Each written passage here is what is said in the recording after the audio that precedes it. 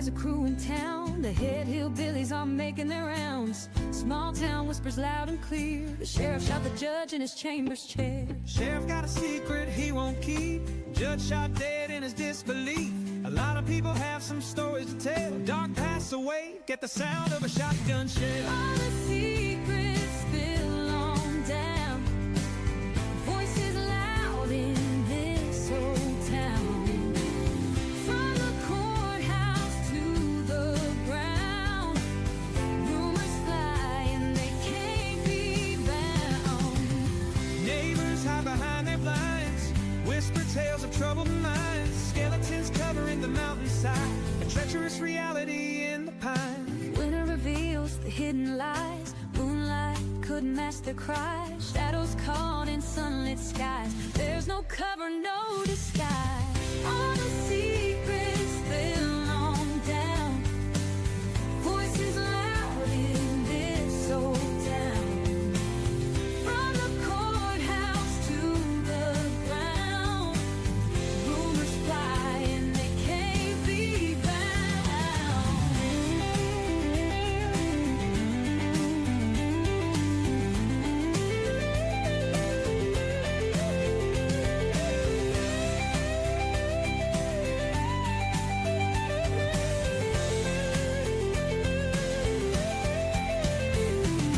Winter reveals the hidden lie.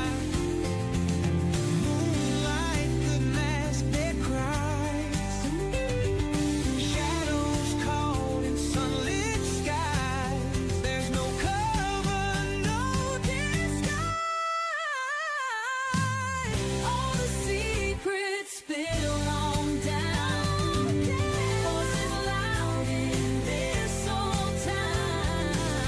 From the courthouse to the ground, rumors fly and they can't be bound.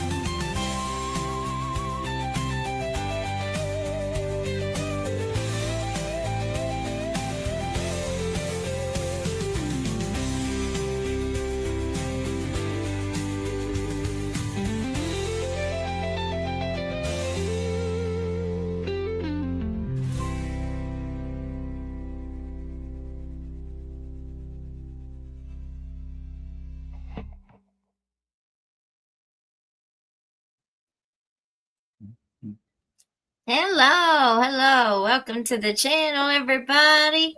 I hope everybody's had a wonderful weekend. We've got Sweet Tater with us again this evening. Hi there, Mommy. Hi there, Elizabeth. How are you? I'm doing much better. Today was day 3 of Migraine City, and my blood pressure was up too high, so I took me some medicine, and I feel better. Did you take migraine medicine or high blood pressure medicine? Both. Okay. I'm feeling better now. So we have had a few days off. If this is the first time you are visiting our channel, welcome to the Hillbilly train. This is Hillbilly Crime. My name is Elizabeth, and we've got my mommy Sweet Tater with us this evening. Let's look and see. We've already got a ton of people in here. Hit that like button, y'all. Hit it on your way in or hit it on your way out. It helps us a whole lot. It helps get us out to new viewers. And especially since we are finding all of these connections from, from the very beginning of looking at a lot of these high profile cases in Kentucky that are connected to elected officials. We're finding a whole lot of merry-go-round money.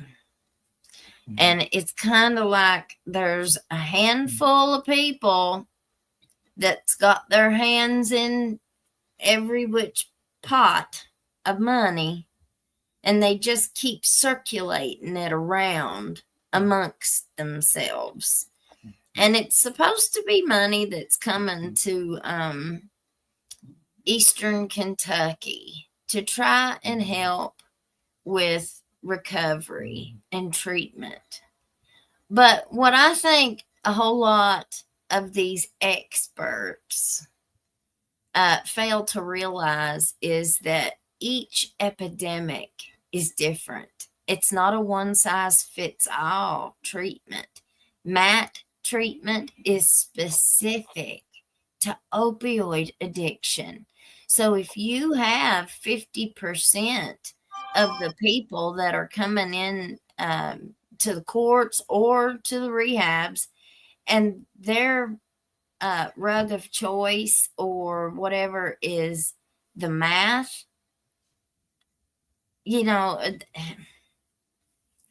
it's not a one size fits all treatment. And I just kind of feel like they're trying to throw all of them, all substance abuse, in with these few treatment facilities, such as ARC.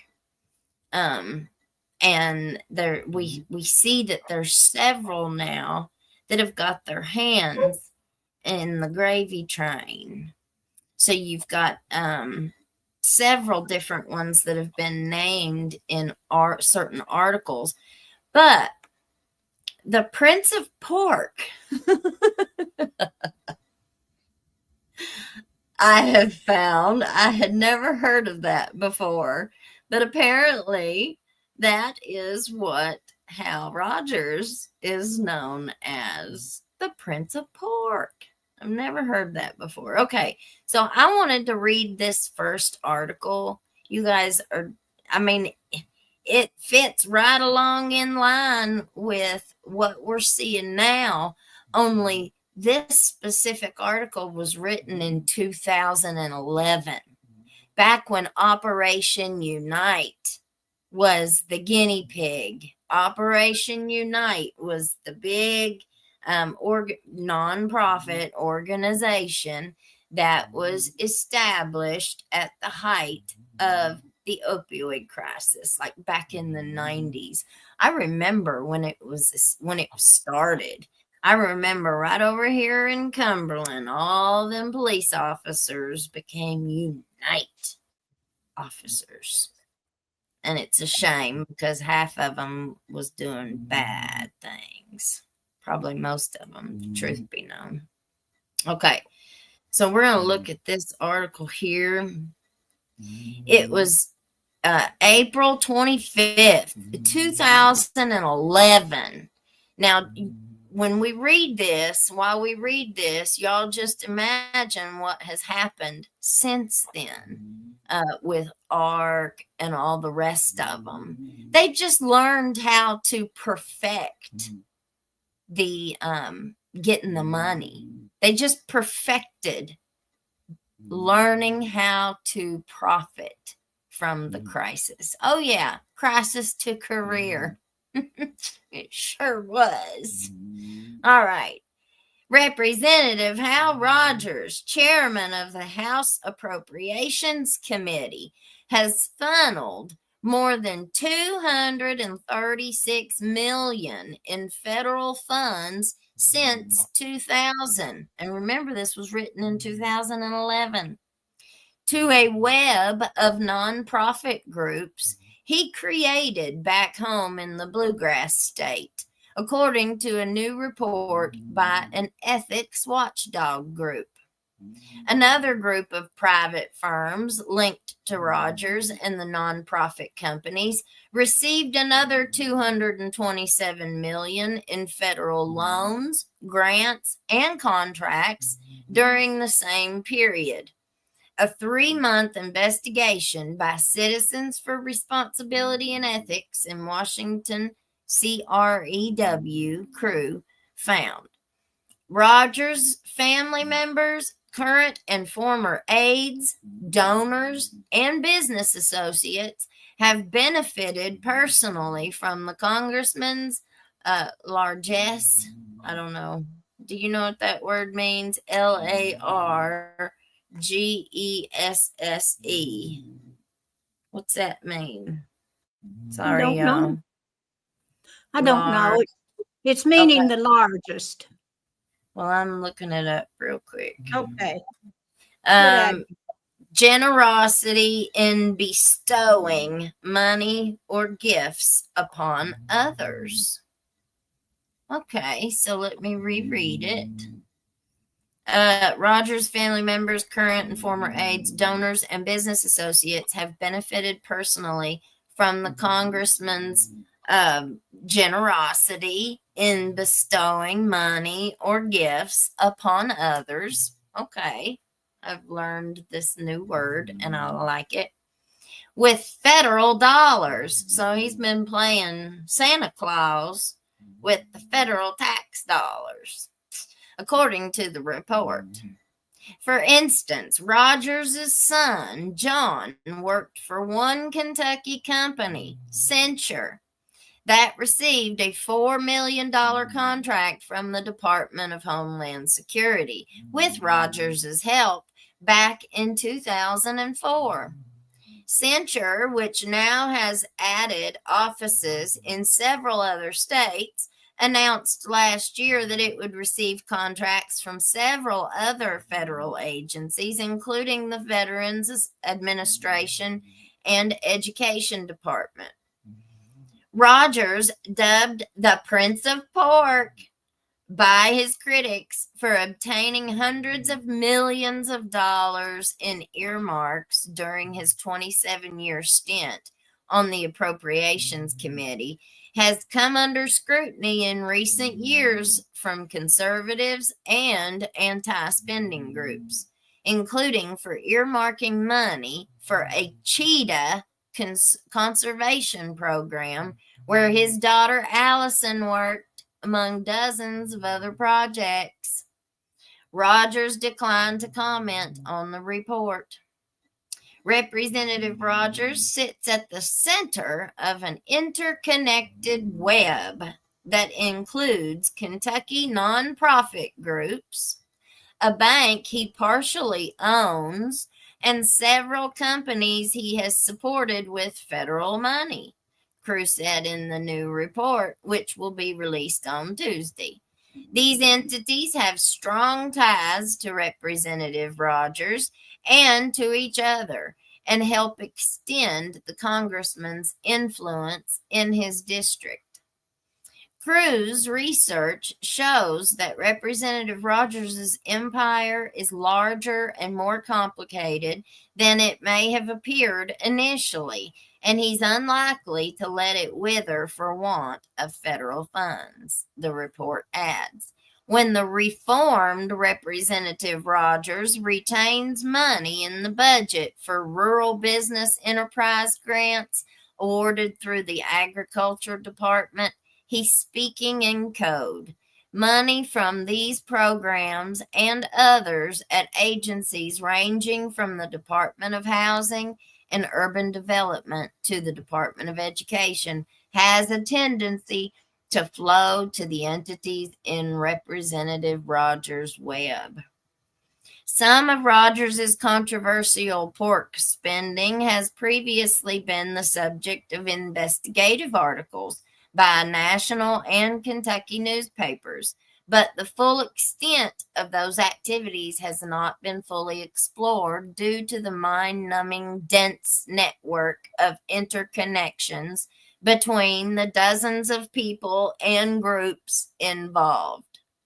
Rogers' influence back home will only grow now that he is chairman of the Appropriations Committee, and it has. Despite an earmark ban instituted by House Republicans at the start of this Congress and now grudgingly adopted by both chambers, according to Crew, Rogers earmarked more than $250 million in the 111th Congress alone, but he signed onto the earmark ban as part of his successful campaign to win the gavel at House Appropriations from Speaker John Boehner.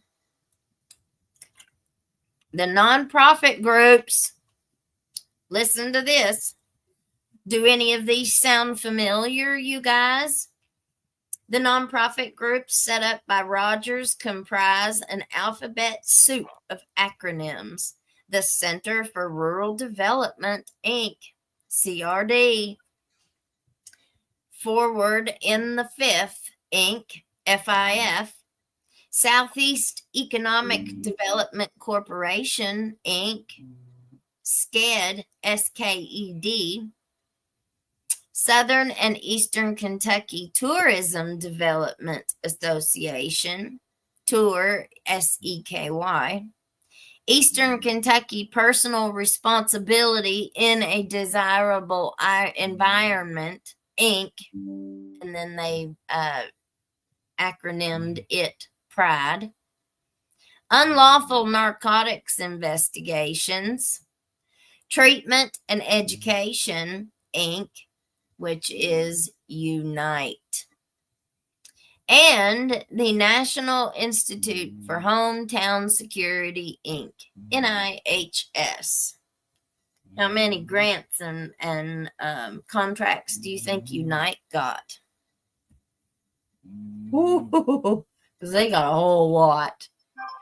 Rogers touts these groups on his official website as having brought local communities together by revitalizing the environment, providing hope in the fight against drugs, building small businesses, and creating jobs by increasing tourism in one of the most beautiful regions of the country. Where's all these jobs at that everybody keeps talking about? Like, where's all these jobs that are like long-term jobs? I mean, I realize that ARC was hiring people, but they were also taking advantage of people, allegedly, in very bad financial ways. You know, they sure weren't hiring anybody like me. They wouldn't even give me the time of day. But somebody who isn't as knowledgeable about contracts, you know, and stuff like that, they think that they, not just them, but my experience has been the people that run these groups they don't really know what they're doing. So they think that they can just, they're your boss, so they're going to tell you what's what, and you're going to listen. And that's what most of us do when we get hired somewhere. We listen to whoever's telling us what to do. But if that person that's telling you what to do is not telling you right, you might just get in some trouble. So you got to make sure that you read your contracts, especially if you're an independent contractor, which a lot of these companies are now doing. You know, very few places that I see today are still doing W-2 employment. A whole lot of people have changed and went to 1099 independent contracting. Okay. But according to Melanie Sloan, Crew's executive director, hundreds of millions of dollars have gone to southeastern Kentucky, and it's not clear for what.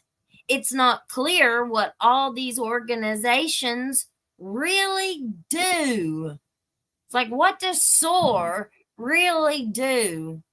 The one that just got $40 million from Bashir and Rogers.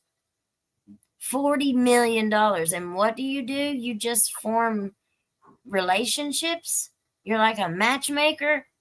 You put this organization with this organization, or this person with this person. Okay. Another nonprofit, the Kentucky Highlands Investment Corps, has ties to nearly all the other Rogers' related groups. Founded in 1968 and backed by tens of millions in federal funds over the last several decades, KHIC now owns more than a dozen for-profit companies and a real estate firm. While it claims many successes, KHIC has also had some notable failures. For instance, one KHIC backed firm, Mid South Electronics, won a $15 million contract in 2005 thanks to Rogers, but later moved most of its operations to Mexico. Does that sound familiar? ARC got all that money, and now they're shutting everything down in Kentucky, and they've done hightailed it across state line to West Virginia and Virginia. Kentucky's not going to have hardly any treatment centers left. And, we do need rehabs, but we need places to be upstanding and reputable and credible. You don't need the fox in the hen house.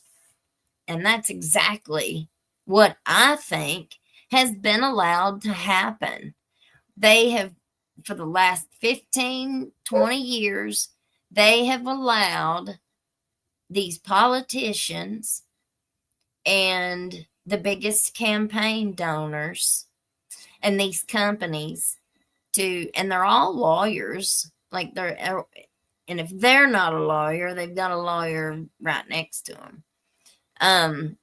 So they've kind of taken advantage, in my opinion, they've taken advantage of all the loopholes. They've taken advantage of the favors, the lack of oversight and accountability in Eastern Kentucky, because hell, what's going to happen if they do find all this stuff? If somebody does grow a pair and decides to actually prosecute somebody for some of this stuff, what are they going to get? It's going to be like Ben Fields all over again. 6 months in jail. Who cares? No big deal. We'll just keep his wife right up here at our table. We'll eat dinner with her every day. Blows me away. Okay. Jerry Rickett, president and CEO of KHIC, has held other positions at Rogers Tide nonprofit groups, and other KHIC official Ray Moncrief has given $16,000 to Rogers' re-election campaigns, according to Federal Election Commission records. In one previously undisclosed incident, Rogers directly intervened in helping boost a small business administration disaster loan for a marina owner who is also a donor to Rogers' congressional campaign, according to documents obtained by Crew. That businessman, J.D. Hamilton, sought Rogers' backing in dealing the SBA. His company also hired a lobbying firm that employed a former Rogers' aide and whose employees have donated more than $13,000 to campaign or leadership PAC, Rogers' campaign or leadership PAC. And one of the things that we learned the other night is most of those PACs, they don't have limitations on their funding like the Democratic group and the Republican group, the different party groups like that are subject to like the financing laws and all that stuff, like where we saw Mayor Weddle was only allowed to like donate a certain amount to Andy Bashir's campaign, but he ended up donating 200 and some thousand.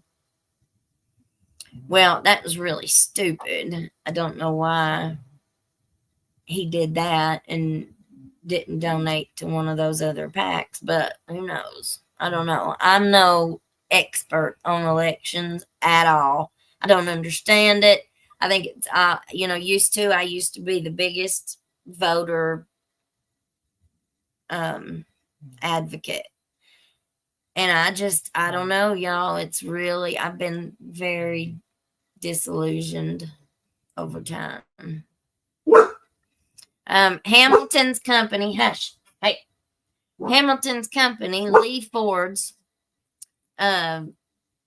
Resort Marina in Rogers's district, received a $1.5 million loan from SBA after the Army Corps of Engineers lowered the water level on Lake Cumberland in 2007 in order to help save a failing dam. Hey, come here. Hamilton has complained the lower water level hurts his business. With Rogers's help, including a letter to SBA last July, Hamilton was able to hold a meeting with SBA officials in Rogers' office last year. Sorry, y'all. SBA then gave an additional $2.5 million to loan to Hamilton's company and redesigned the firm as a major employer in the region. And that's it off that one. What do you think about that article, Mom? Well, I don't have much comment on it. Well, it shows us that this has been going on for a long I time. suspected that it went back that far. Of course, now he's a Republican. It don't matter. It don't matter. What we're finding is all these people, they give money to both sides. They don't care who's, it's they made whoever's. a big old building down there, and I guess they named it after him in central Kentucky. He's getting pretty old. Yeah. Well, all right. So one of the things that I've been really confused about is the HEAL organization, Van Breeding's HEAL. So we kind of pulled all that stuff up and was looking. We tried to find we did. We found the IRS thing for it, and it said that it was a for-profit company. It wasn't a nonprofit. So we found a couple things that had to do with it. We found the articles of amendment. It's a domestic nonprofit corporation. Help End Addiction for Life Corporation. This was Van Breeding, chairman of the board. The amendment, and it says check either A, B, or C, and they checked this one. The amendments was duly adopted by the board of directors, and such amendments received the vote of a majority of the directors in office, since there are no members or members entitled to vote. Okay. And then it tells us what they were doing, what they've put in as their amendment. All right. So the purpose of it. This corporation is organized and operated exclusively for charitable and educational purposes under Section 501c3 of the IRS Code. Notwithstanding any other provision of these articles, this corporation shall not carry on any other activities not permitted to be carried on by a corporate exempt from federal income tax under such provisions of the IRS or IR Code. No substantial part of the activities shall be attempted to influence legislation nor support any candidate for elected office. That makes me want to laugh really loud. Additionally, the purpose of the corporation shall be to promote the common good and social welfare of the communities in Kentucky in which the corporation operates, or upon expansion, may operate in the future by developing, supporting, and overseeing the implementation and coordination of programs and services aimed at reducing opioid, alcohol, and other addictive substances, addiction among its citizens and visitors, other addictive substances, addiction. Well, that doesn't really make sense right there. By marshaling the resources of member groups, public entities, and individuals and organizations to create among its members and interested members of the general population an overreaching system to provide education, detox, counseling, residential and outpatient treatment, vocational training, and employment opportunities for those members of the general population suffering from substance use disorder. The corporation will not be providing direct medical services. At all times, the following shall operate as conditions restricting the operations and activities of the corporation. No part of the net earnings of the organization shall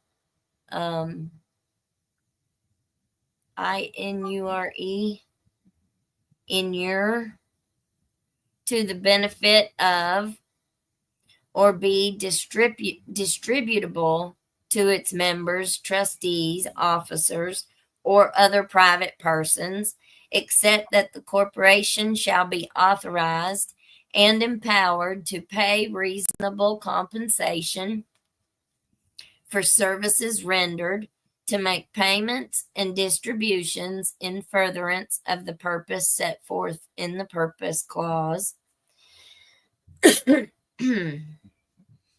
No substantial part of the activities of the corporation shall constitute the carrying on of propaganda or otherwise attempting to influence legislation or any initiative or referendum before the public, and the corporation shall not participate in or intervene in, including by publication or distribution of statements, any political campaign on behalf of or in opposition to any candidate for public office. Notwithstanding any other provisions, this corporation shall not carry on any other activities not permitted to be carried on by an organization exempt from federal income tax, or by any organization, contributions to which are deductible or corresponding section of any future tax code. So it says they are a domestic nonprofit. Very, very interesting, you guys, because of all the stuff that I've been finding. All right, now let me read this real quick. This was a post on X that was sent to me, and it's talking about the Purdue Pharma and the Sackler family to pay $7.4 billion in opioid settlement. Purdue Pharma and the Sackler family have graced us with a $7.4 billion settlement for their role in the opioid crisis. How generous. $6.5 billion from the Sacklers, who are now stepping away from the company that they once controlled. $900 million from Purdue itself, making sure they're not left out of the action. Only up to $850 million for the victims and the survivors. This deal, a shiny new replacement for one of the Supreme Court tossed out, still needs the court's nod. So let's do some quick math. 7.4 billion from the Sacklers, 900 million from Purdue, 8.3 billion total, 850 million to the victims, and so 7.4 billion goes exactly to who? With over 1 million victims, that's less than $850 each. But wait, there's more. In eastern Kentucky, the opioid settlement funds are being managed by the same lawyers. It says Gary C. Johnson and Billy Johnson, who allegedly pushed these drugs and doctors who prescribed them. Let's see. You've got NGOs, you've got hospitals, rehabs, and their cronies. It's a classic case of from the crisis creators to the crisis profiteers, leaving the real victims in the dust. And that's really so true. I already closed that out. There's so much that we really want to look at and talk about, but I don't want to overwhelm you. You know, like when I looked up here, I had 20 tabs open. There's so much to this. And it just makes you wonder, is anybody looking? Does anybody even care to look? Here's a good example. So all of these people who are pushing all this stuff and, you know, doing so much work for everybody. Let's see, which one was that? I guess it's this one. Everybody just thinks that they're such wonderful people, you know, and they are, I'm sure. They are. That's the wrong one. Everybody has done, oh, here it is. Everybody has done a little bit of good. Probably a lot of good. Well, sometimes I look at it. Well, you know, if I one time this spring, I saw somebody give away a whole big bunch of dog food, and I know they're a nonprofit, and I know that people will go there and pick up that dog food that don't need it, and I know some may take it and sell it, but I always tell myself that the people that really need it, this will not be available for them if we don't have nonprofits. Yeah. Yes, we need them. Well, I know that, but I have to grit my teeth and just tolerate the fact that there's so much theft. Because if, you know, and that is so sad because, but they, you know, they want to hire people that they can depend on. So they know the people and their family members and yada, yada, yada. So they know the people are going to show up and they'll be able to depend on them, and they'll run some of these other, you know, organizations that they have. So, you know, I don't know what it is. I mean, I don't know how to approach it. I don't know how to approach it in my mind. Do we want to get rid of the nonprofits so that we don't have all this theft? Well, no, I don't want to do that, because then the people that are on the lower end of society that don't have money, and maybe they're on drugs, but that doesn't mean that their dog doesn't need food. You know what I'm saying? So yeah. I just sort of turn a blind eye, they call it. I'll turn this left one because it's kind of blind right now anyway.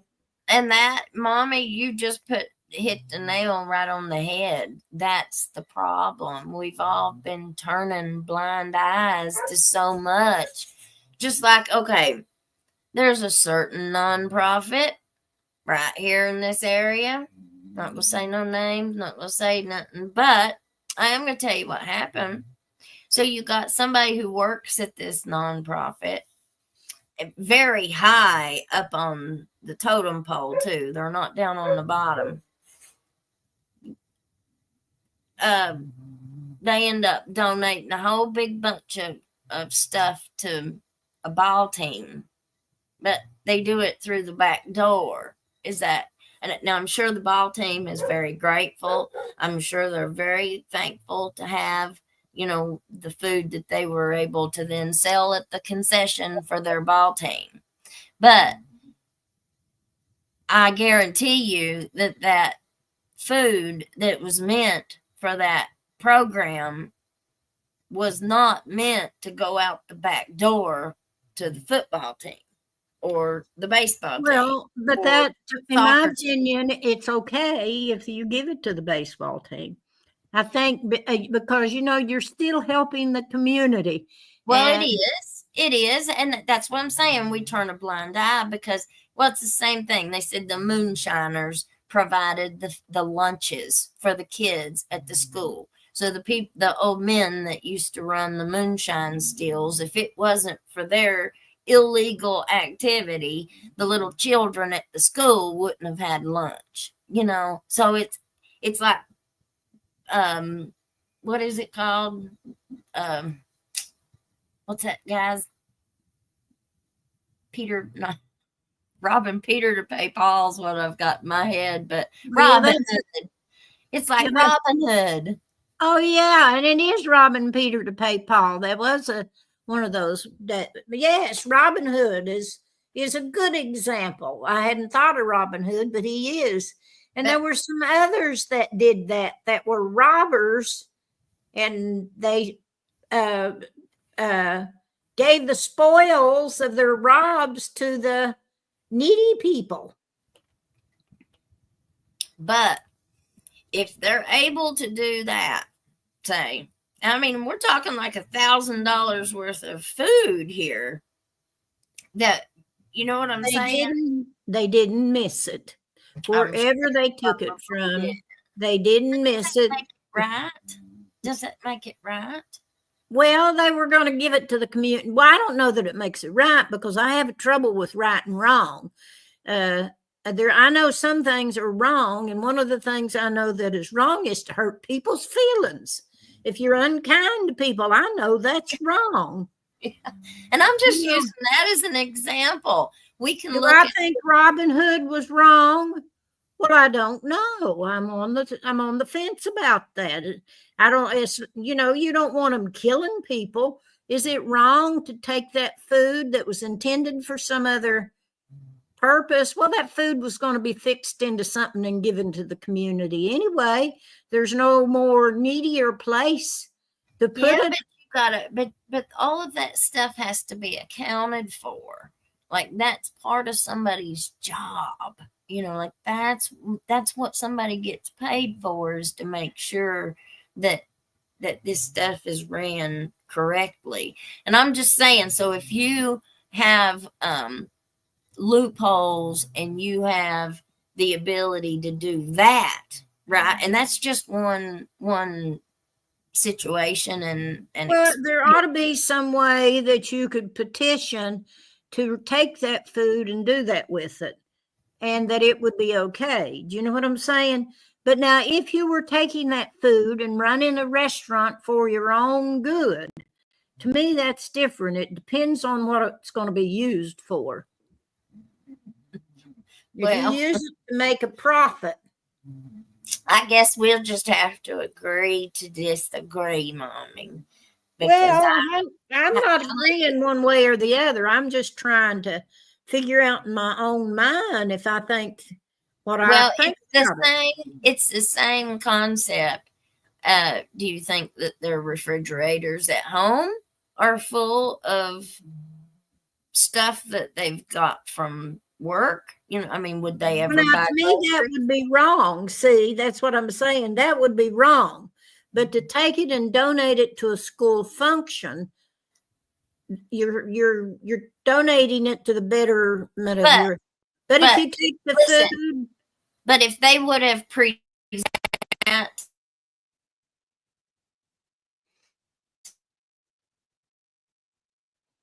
would have presented that in a project and said, here, this is what we want to do. We want to do a project with the school and help them with their concession stand, they probably would get that approved somehow. And then you're doing it the right way. You're doing it where nobody's going to get in trouble. It's not going to be labeled if it did. Well, it's an honor thing. It's an honor system, because if you don't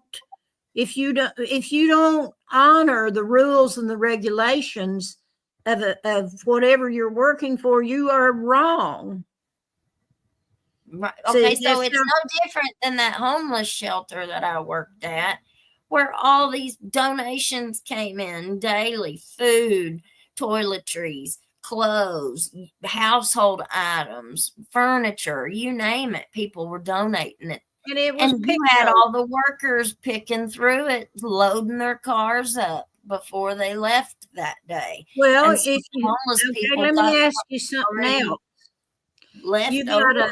If you've got a thrift store downtown Whitesburg, and if you take all that stuff that you want to donate to that thrift store for them to resell, I don't know what they do with their profits. I don't know who sponsors it.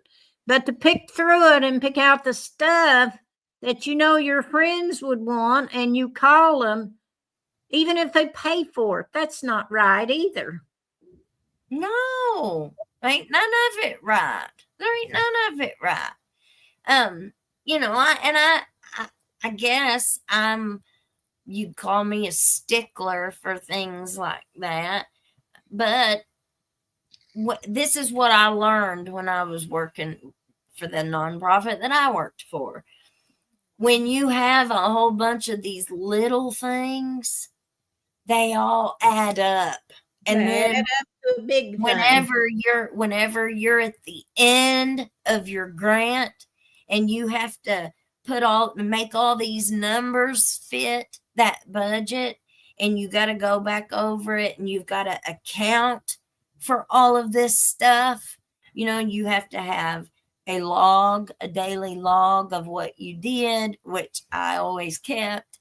And you have to, and usually you're writing the next grant in a succession of grants. Like you might have 5 grants over a 10-year period of time. One, you started off with just the basics, just getting it started. And then the next one would be a little bit more and a little bit more detailed, a little bit more responsibility. And it just grows the more grants you get approved. Well, it's just hard to find individuals that will work within grant projects and that will manage grant projects and not skim a little off the top. I just think it's hard. Well, is it okay if I leave now? I've been here an hour. You can, Mommy. I'll talk to you later. My eyes are hurting me and I got to go to bed and hug these cats and dogs. All right. I'll talk to you later. Bye-bye. Bye, Sweet Tater. Bye. Love this is you. Little Sweet Tater. Going to bed. Bye, Mommy. All right. So, I guess it's just me and you all now. Let's see, what do you all think about mine and Mommy's difference of opinion?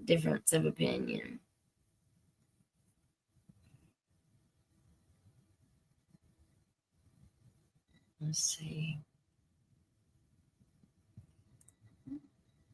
Shaymax, here in the Springfield area, they keep an eye on how it's distributed. Okay, so let's go read this article. And this right here is going to show you these people know. They know what they're doing. Look here. This is July 19th of 24. So this was just at the middle of last year. A federal judge convicted a medical doctor and former member of the Kentucky Board of Medical Licensure today for unlawfully distributing opioids. So if this is a board member, like these people knew better. They knew better.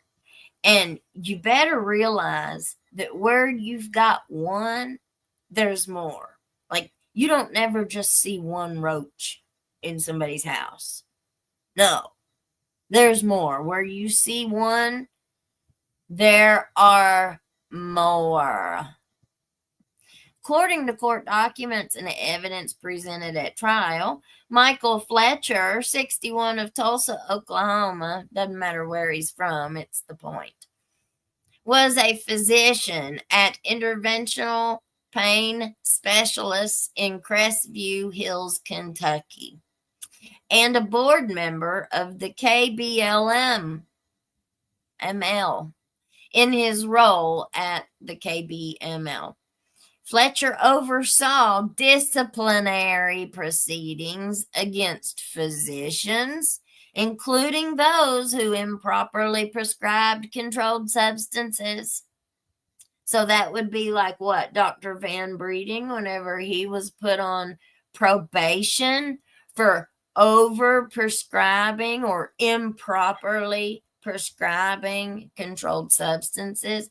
So this guy is one of the people who made the disciplinary decisions. Perfect. Oh, also he was on probation for improper billing.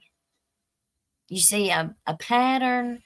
Do you see kind of like a cycle of misconduct? And there's no consequences. There's never any accountability. There's never any consequences. You don't have any consequences for attorneys, for lawyers who are playing the system and benefiting and basically committing crimes, financial crimes. Same way with these guys. They know better. They know what they're doing. It is a bigger problem. And what I tend to think is that once they get one of them, that's enough. If they've got enough influence and power, they can make that investigation go away by just giving them the low-hanging fruit. Let's see. Prescribed. However, Fletcher was also illegally prescribing opioids to IPS patients, including some who had tested positive for hard street drugs like snow cane and the big H word that unalives people. Hillbilly heroin. In part so he could perform and bill for lucrative and often medically unnecessary procedures on the same patients. Oh, you mean like ARC is being accused or being investigated for doing with Medicaid fraud? Sounds very familiar to me. Trial evidence showed that 7 IPS patients died of drug-related complications shortly after being prescribed opioids by Fletcher. Perfect.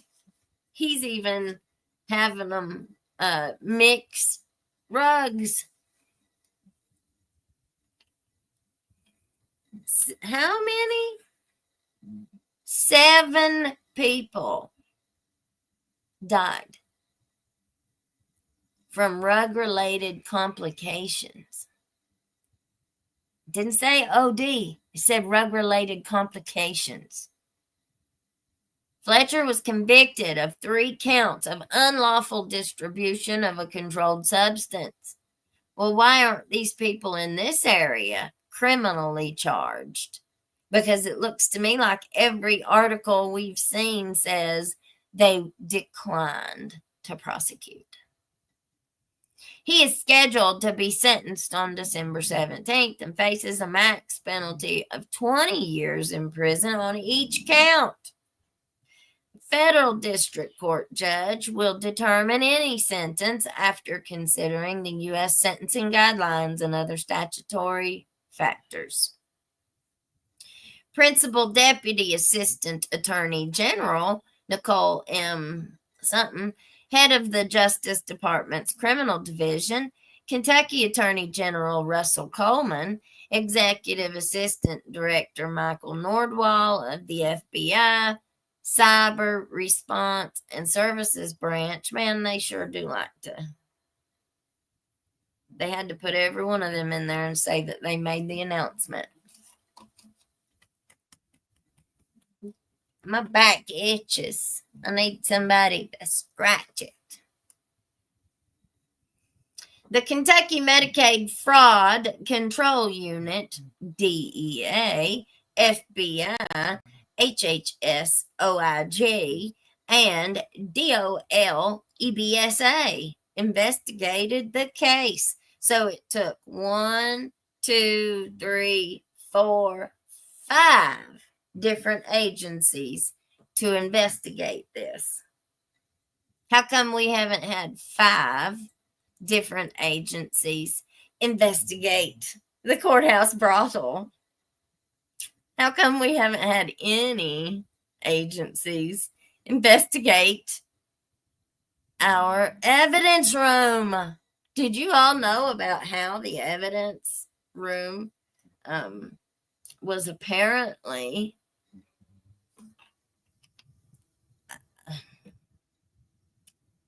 I don't even know how to say it. So, from what I was told, upon information and belief, the sheriff's department contacted one of the local schools or people who owned one of the local school buildings.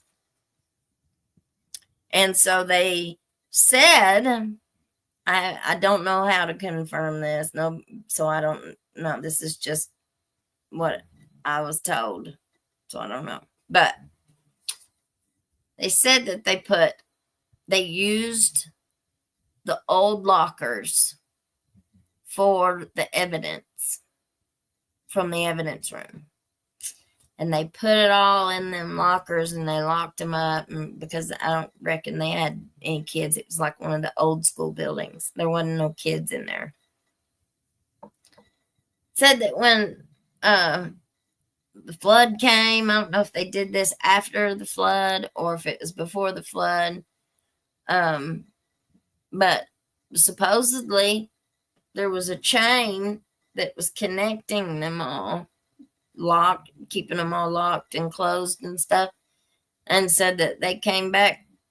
Somebody came back down there and said that the whole row of lockers and everything was gone.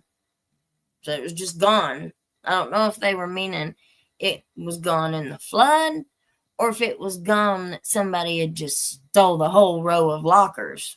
I don't know. Sounds like a crazy story, though. Sounds like a very crazy story. But with everything that goes on around here, I don't know. I don't know. It wouldn't surprise me any if that's true. The fraud section leads the criminal division's efforts to combat healthcare fraud through the Healthcare Fraud Strike Force program. Since March 2007, this program, currently comprised of 9 strike forces operating in 27 federal districts, has charged more than 5,400 defendants who collectively have billed federal health care programs and private insurers more than $27 billion. In addition, the Centers for Medicaid and Medicare Services, working in conjunction with HHS, are taking steps to hold providers accountable for their involvement in healthcare fraud schemes. Well, I would hope I would really, really hope that they would hold people accountable. But, all right. And I'm going to read this other article. This was an article in one of the local newspapers. SOAR. It's about SOAR.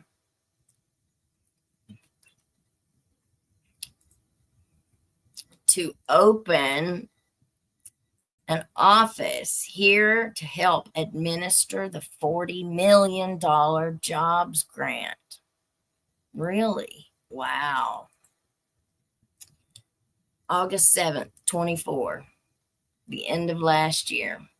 The Regional Development Organization, SOAR, has received a $40 million award from the Federal Economic Development to connect Eastern Kentucky residents to resources and training for good jobs. Really? Wow. The organization will open an office in Whitesburg for project work in Letcher County. The grant will last for 5 years. $40 million for 5 years. SOAR Executive Director Colby Hall said. The funding was awarded through the U.S. Department of Commerce's Economic Development Administration, the EDA, which chose 22 finalists across the country to compete for the grant. SOAR, Shaping Our Appalachian Region, was one of 6 to be awarded money under the program. Governor Andy Beshear announced the award Monday morning. The money is authorized by the Bipartisan Chips and Science Act, passed in 2021, with the intention of revitalizing the nation's manufacturing base, creating good-paying jobs, and strengthening the supply chain. How are they going to do that? Okay, so see that this is one of my issues. They throw all these big words at you and they make you think that it sounds really, really good. And it makes them sound so important. What are they doing that's worth $40 million? Besides, what? What do they do? Innovation in Eastern Kentucky? Well, what's innovative about putting nonprofits and for-profits together in a big circle so everybody can make money? Yeah. All right. Governor Andy Beshear announced the award Monday morning. The money is authorized by the bipartisan. Oh, I already read that. Sorry. Okay. The act is a key part of the Biden-Harris administration's Investing in America agenda. The statute authorized $1 billion for the program. Do you guys know how much that money would help us real people, the real people who've been affected by this crisis and who still get up every single day and work our tails off to be productive members of society? But these same people that are writing these articles, the same people who are writing our medicine, the same people who are writing these laws, the same people who get their pretty face up on a camera with a pretty white lab coat. These are the people who are getting that money. These are the people who are making sure they've got them a good salary coming from it. And they don't just have one salary coming. The more of these groups and organizations that they're a part of, the more salaries they get. Because each one of those positions, they are allowed to write a salary. We read it on this thing for Heal. Let me go back over here and read it again. let's see, it said that they are going to put together their salaries based on fair, I forget, let me see, good social implementation,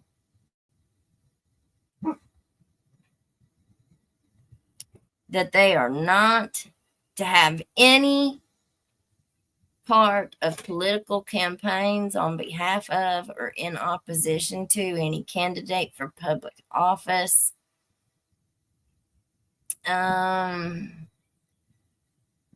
Pay reasonable compensation for services rendered. They are not to carry on any propaganda or otherwise attempting to influence legislation or any initiative or referendum before the public. Shall not participate. Man, I don't see how this is any different than what they're doing, because they're all best buddies. They're everyone best buddies. Okay. I couldn't find what I was looking for. SOAR based, the statute authorized $1 billion for the program. To date, EDA has been appropriated $200 million for it. And who's on the appropriation committee? Al Rogers. SOAR, based in Pikeville, is a nonprofit formed to address population retention and growth in the 54 eastern Kentucky counties that are part of the Appalachian Regional Commission. SOAR's plan will advance local industries, small business support, and job placement for people in recovery, former co-workers, and others across 12 counties: Bell, Floyd, Harlan, Johnson, Knott, Knox, Leslie, Letcher, Magoffin, Martin, Perry, and Pike. The plan is to grow employment in remote jobs and expand pathways into higher paying careers, especially in the healthcare, energy, and technology sectors. One of their big partners, SOAR, is Kentucky Power. Yeah. Oh, thank you. Vet Girl RW Bus. I said that right. I have a question.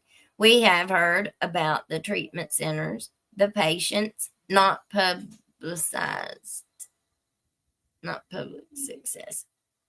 What about the arrests of the realers? Good point. So if a patient is a repeat offender, then that is a start over for the payments. It's a really good question. So one day I was looking at a newspaper article that had come out, and I was noticing the PFO, the persistent felony offender charge. We were looking at Tasha, the girl that had made all of her accusations against the higher ups and stuff down in Whitesburg, the TikToker. I looked at her previous charges, what she had originally got put on drug court for, or got put in drug court for. She was charged with PFO. Well, how they end up usually dropping the PFO in some form of a plea deal. So many cases do not go to trial because they're big bluffers. They want to bluff people into plea deals because they think that if they take it to trial, they'll lose. And if they lose, they're looking at a whole lot more time. But one thing I've always heard them say, take it to the box. If you think that you've been done wrong, the only option, and I'm no lawyer and I'm not giving any advice, but for a lot of people that I've talked to, and we've discussed this, had this very conversation, I've heard many of them say, take it to the box. Because you have more of a chance at going in front of 12 jurors. And if they really don't have anything, like if that case should not have been brought in the first place, if they really don't have anything, you're innocent, sometimes that's the risk that you'd have to take. Or let me speak for myself. I would think that I would have more of a chance to, for 12 jurors to do the right thing when one prosecutor won't. How many times do we see prosecutors just dig their heels in? They don't care about the truth. They don't care about what's justice. They don't care about them victims, whoever the victim is. They've been brought a case, and they're going to make sure they win it. I mean, I don't even know. I have no idea what even goes through their minds, their brains. Let her out, please. I would not be able to sleep at night if I thought that I was doing something like trying to convict an innocent person, and I knew that it was more likely than not that they were innocent. No way. No freaking way. And I couldn't lay my head down at night knowing that I'd just robbed somebody and took every penny they had. I couldn't do that. No way. The reelers. So let's answer this question.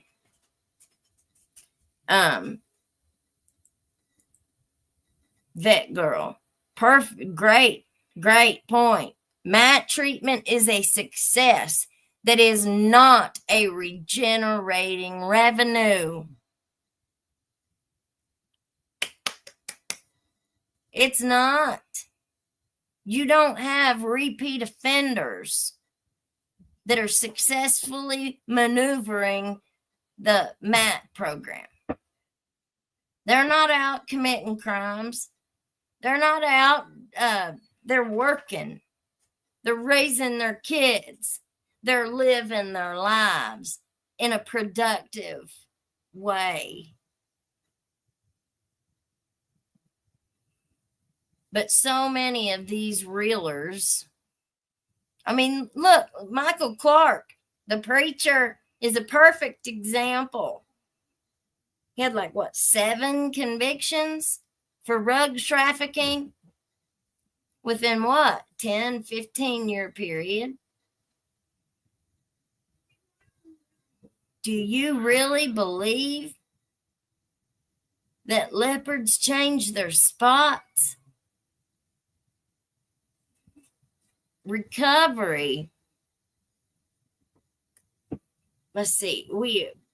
So many people hit their bottom. They hit that rock bottom when they become an addict. But sometimes they'll hit that rock bottom 10 times over. Hitting it once doesn't do it. You end up hitting it over and over and over again. Let's see. Crazy how Ellie appears and charges the PFOs at the hot time and arrests are made of the PFO. Crazy, right? Who is doing what? Bugman saved my life. And I got an email today. I wish I'd left it open, but it was taking, my email was taking too much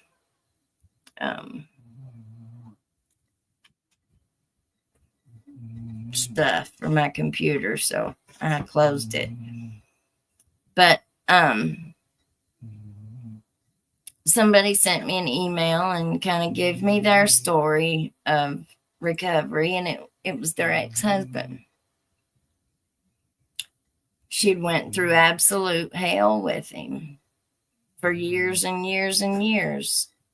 He was a working man, got hurt, started having surgeries, ended up having like 20 surgeries in a 10-month or 10-year period. You know, and a lot of times, like, we're talking about doctors committing Medicaid fraud with overbilling, like billing for services that they didn't do, just billing for all kinds of stuff that wasn't accurate, you know, increasing, padding their bills, so to speak, so they can get more money. And you know, think about the ones that was performing surgery on people, unneeded surgeries. How many dentists and oral surgeons do you think took entire mouths full of teeth, took all the teeth out of their mouth? People not wearing teeth, not having any teeth is a very, very common thing in Appalachia. Now, I know it was also very common before opioids, but when opioids hit back then, it was because of bad nutrition, you know, poor education, poor I don't know, exposure, whatever, prevention, treatment. You didn't have as many dentists and dental care back years ago, I guess. But when Medicaid started paying for all this stuff, you saw so many surgeons jerking people's teeth out. And it costs a whole lot more to get your teeth cut out by a surgeon, by an oral surgeon, than it did just to have one pulled by a general dentist. You know, it wasn't no different in that article we just read. Those people knew what they were doing. They found a cash cow in Medicaid. And they've milked it, and they've milked it, and they've milked it. And they've put the stigma on people like me to always have to defend, always feel like I have to justify and explain to somebody why I'm on the medicine that I take. The people that have successfully used this treatment, like me, are hiding in the shadows because they don't want their employers to know that they take it. They don't want their wives or husband or in-laws. They don't want people to know because then they're automatically judged. They're automatically treated horrible. Try to go to an ER and tell them what medicine you take. It's really, really not good. Some people are preachers for the love of the Lord. Others see it as a profession and not a calling. It's an audience. I didn't realize this. I wasn't raised in church. I didn't start going to church until I got saved and got on medicine. But I thought everybody that went to church was good. Everybody that went to church was Christian, and they were Christian people. Honey, when I first started going to church, do you know how many people told me I couldn't be a Christian as long as I took that medicine? Why? Why can't I? Who said that? Show me where that's in the Bible, please. But the shame and the guilt was put on me to have to live with. That was my problem. It wasn't their problem. It was mine. I'm the one that had to wear that scarlet letter, But I just had to push that out of my mind and try my very best to maneuver through the Christian ropes. And then I started singing with the praise team. Had never sang a day in my life. But it felt so good to praise the Lord and raise your hands and sing and just shout for the Lord and stuff. It just felt so good. It was an experience that I had never felt before. It was wonderful. And struggling to try and find where I fit in, because you didn't fit in the AA rooms or the NA rooms. They told you that you were still in active addiction and you weren't welcome to participate in their talks. Like you were welcome to be there and listen, but you were not welcome to speak. So, you're not really accepted there either. And, there's no place that you feel accepted as long as you're on Suboxone. They're not going to hire you. But so that's how most people that have successfully done this, they've done it on their own. They've done it on their own. They keep putting on here like they're the reason why people are recovering, because this savior of a preacher of a facility, of a rehab, is going to come in and give you a bit. Well, what is so wonderful about that? What's so different than what they were doing before? It's all just a big bunch of bells and whistles that have a $40 million price tag. Because a whole lot of those success stories, how many have you ever seen? I think I could name 3 off the top of my head. The woman with the baby with Kevin Mullins. So you've got that one.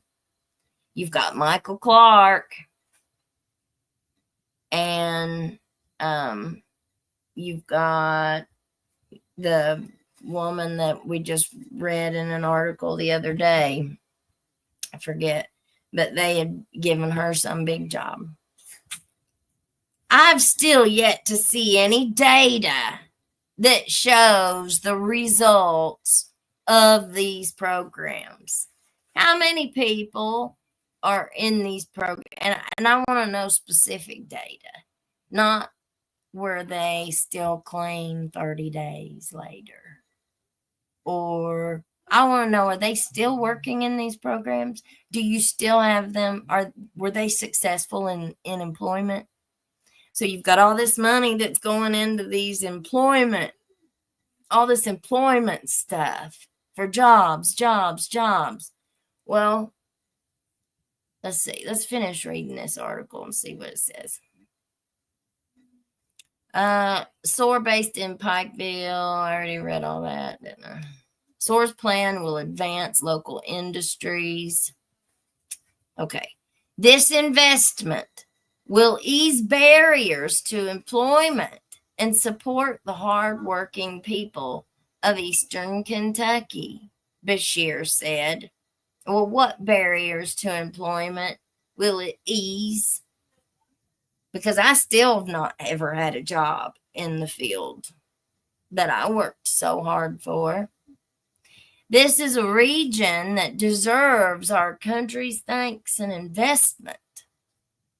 You mean the investment of devastated lives and families? The people of Eastern Kentucky mined the coal that powered our country through 2 world wars and helped build the strongest middle class the world has ever seen. But you know what every governor we've had has done? Has allowed Kentucky Power to rob the people. All these hardworking people of Eastern Kentucky that powered this country with coal, every single one of those elected officials have allowed the monopoly to exist. They've allowed it to absolutely put the highest. I mean, if you were to put a map of the country up and show that, maybe that's something I need to do, and show the average cost of power, of 1 month's power. And I'd like to see in the spring, in the fall, in the winter, and in the summer. What are the averages of a home, family of 4? What would the average be that normal people would pay versus what we pay in this area? Kentucky Power is a huge donor, campaign donor. They are a huge partner to Hal Rogers and SOAR. They were very, very close knit with this group of nonprofits and this group of politicians who circled this area. Oh yeah, Kentucky Power knows exactly who they're dealing with. And then they put Andy Bashir, puts our former state representative Angie Hatton onto the Public Service Commission. So now all of a sudden, they have put forth with our Kentucky Attorney General we'll go over that next time because it's a little bit long. But they have decided that they're going to sue. I think it's a lawsuit or something. We'll look at it next time though. But now they're saying, oh, well, they can't do this. Well, what are you just now fussing about? Because the same thing, turn that down.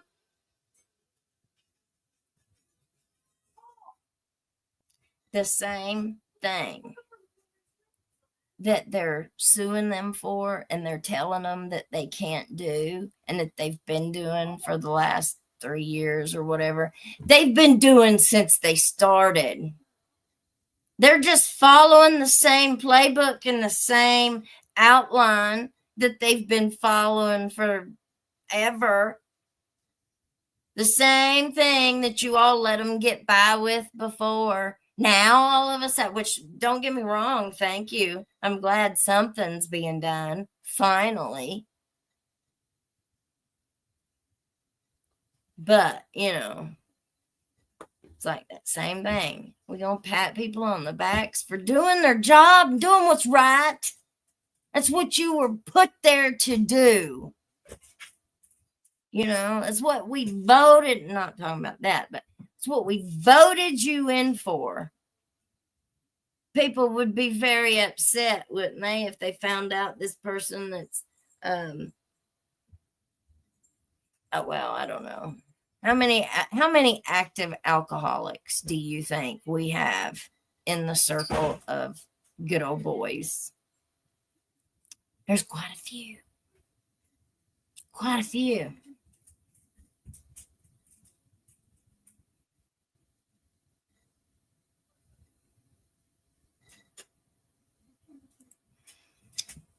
Your collected evidence is supposed to be going to DEA and getting destroyed by a steam-based system. Where does that evidence go to? That's a really good question because I've never found out yet. All right. The program targets economically distressed areas where prime age, 25 to 54, employment is significantly lower than the national average, with the goal of closing this gap through flexible, locally driven investments. Howe said nationally, 81 to 82% of people in that age group are fully employed, but that percentage is only 25% in the 12-county Grant area. It's because a whole lot of people that do have jobs aren't even qualified to have them. But somebody's sister or brother-in-law or nephew needed a job, so they get it over the ones that are most qualified. We need 34,000 people to find employment just to get back to the national average for that age group, Howe said. We know there's a lot of factors that drive that. One is there aren't a lot of jobs, and there are barriers to a lot of those people too. The grant will work on training those people to fill existing jobs with a particular focus on healthcare and technology, but will ask participants what they want to do with skills and interests they already have. This kind of gives us the ability to meet people where they are, Hall said. Governor Beshear submitted a letter of recommendation on SOAR's behalf, I'm sure he did, in December when the finalists were selected. The Biden-Harris administration's Investing in America agenda is about ensuring every community in Kentucky and across the country has the resources and support to grow and thrive. It's a lot of general talk there, said U.S. Secretary of Commerce. The investments in Kentucky's Runaway Recompete plan will create jobs, enhance workforce development efforts in high-growth industries.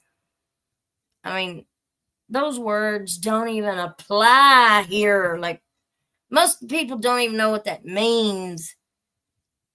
And grow local small businesses to help revitalize communities across eastern Kentucky. Through partnership with local communities, the Recompete program will make targeted community-led investments to reduce unemployment. Well, what does that mean? Through partnership with local communities, the Recompete program will make targeted community-led investments to reduce unemployment. That's something I learned when I was learning how to write grants. What you really learn to do is say a lot of words without saying anything. Read a grant presentation sometime. They'll take and rephrase something 100 times and just write it all through it. And it's just, it just fills space on a page with a lot of words that are pretty specific and common in grants. and funding applications. I'm telling you. And there ain't hardly no oversight whatsoever.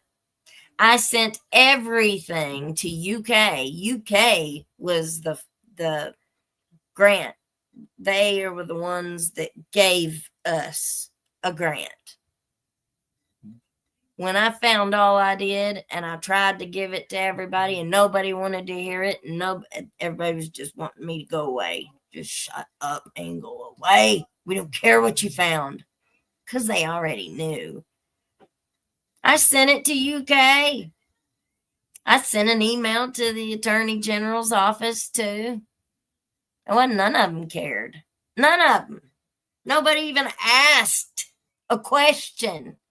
Nothing. There wasn't nobody was interested in even hearing about any kind of misappropriation. Didn't want to hear it. I mean, so if somebody's trying to report it and nobody wants to hear it, not even the funder, because everybody just wants everything to go by smooth and, no problems. There's a lot of problems, first of all, because there's too many chiefs and not enough Indians. Everybody wants to be a boss, and everybody wants to have power. Everybody wants to be the one to, I don't know, get patted on the back.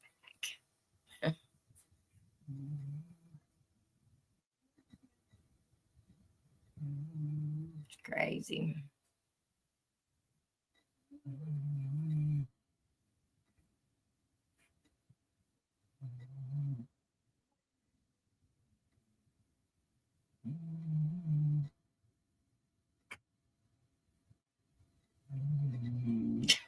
Crystal. Oh my God, you can't be a Christian because of a medicine? That sure doesn't seem very Christian like them. I'm telling you. They didn't have very many. Oh, thank you. I don't think that there's been very many people going into the churches, confessing. I don't know. Maybe there were.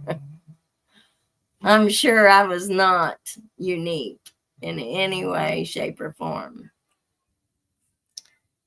But I was very open. I kind of just felt like I'd screwed up so bad. Everybody already knew what a screw up I was. What can it hurt? Showing people the difference in me. Like, if you knew me before, you knew what a mess I was.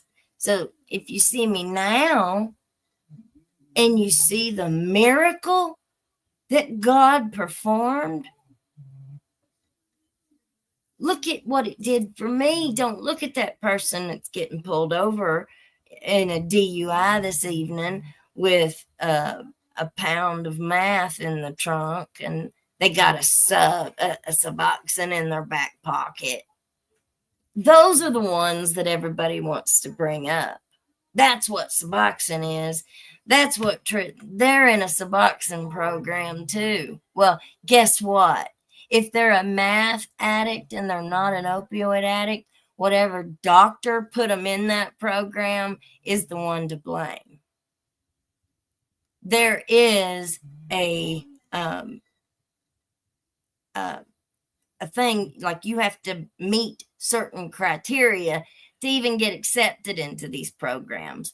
But from what I hear was happening, like at the courthouse, you've got somebody like, P-Bird down there, Tweety Bird. You got him down there saying, well, we're going to get you in a bed.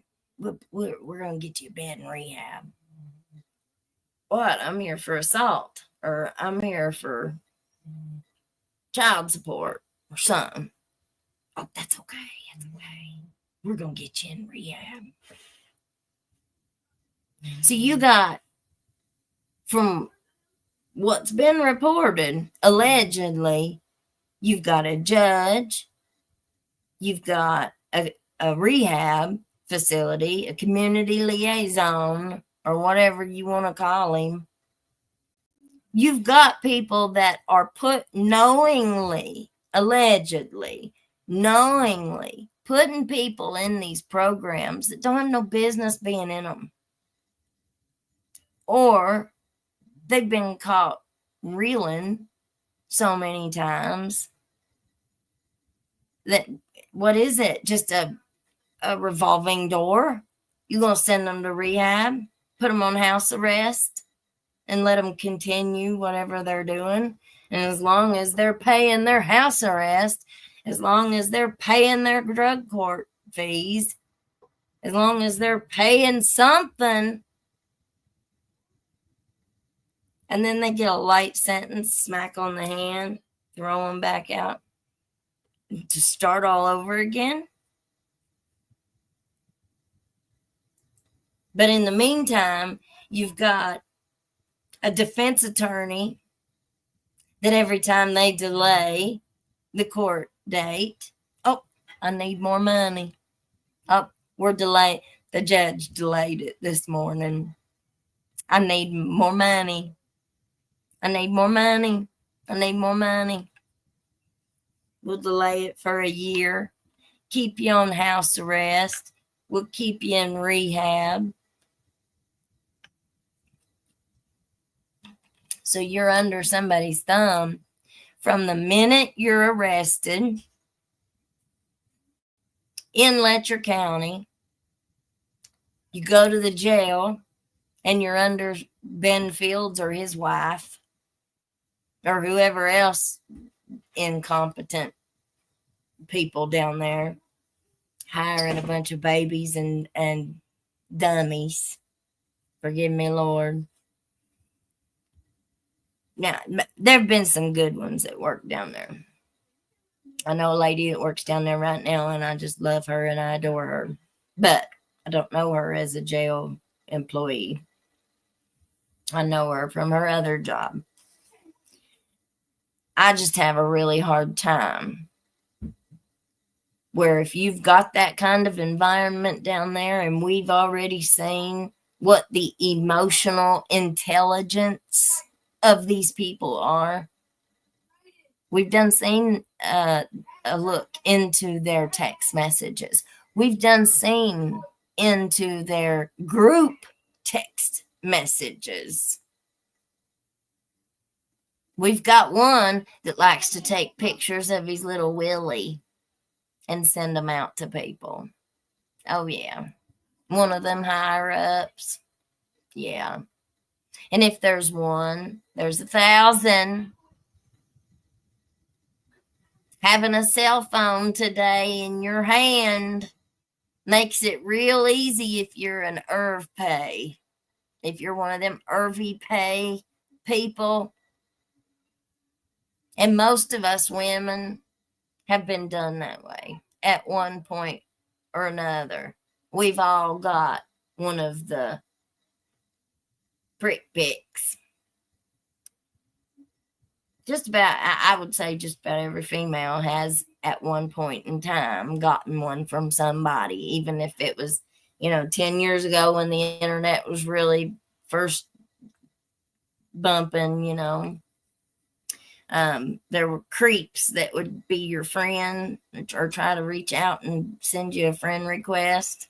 I had a couple that did me that way, and it just shocked me. It shocked me so bad. It just popped up on my, and they were doing whatever they was doing. And it just scared me. I felt violated. Felt my eyes were violated. And then you go through that whole trying to report them and blocking them and all that stuff. I remember that when social media first got started. Now, I can tell you there's a lot of them that do that. And if you think about it, you know, there's a lot of addictions in this world, and rugs are not the only one. There's a big orno-pay addiction that a lot of men tend to have. I mean, it's part of life. You know, we are sexual beings. And so if you think about it, there's a whole lot of mental illness in this world, and rugs are not the only form of it. You've got people who gamble, you know. I got a friend who's a very big online gambler. Blows every penny she makes. Every penny she makes, she blows it. And then messages me, can I borrow $50, please? I got to get some cigarettes. I got to get some food for my daughter. At midnight. Oh, she don't get her food stamps till tomorrow. Man, I just can't stand the thought of her being down there by herself without no food. Bull. BS. BS. They're so desperate because they've just spent their last penny, their whole paycheck, everything just went bye-bye in that last game that you just played. So what do I need to borrow. I need to find somebody that'll loan me $50 so I can get my money back. I need to get my money back. No, you ain't going to get no money back. You're going to lose the $50 that I give you. She'd always pay me back, but that's not the point. The point is addictions go in all different directions, especially with sexual abuse, sexual favors. There's a lot of this going on. I know it just amazes most of us, or well, I don't want to say most, but some of us, because our brains don't work that way.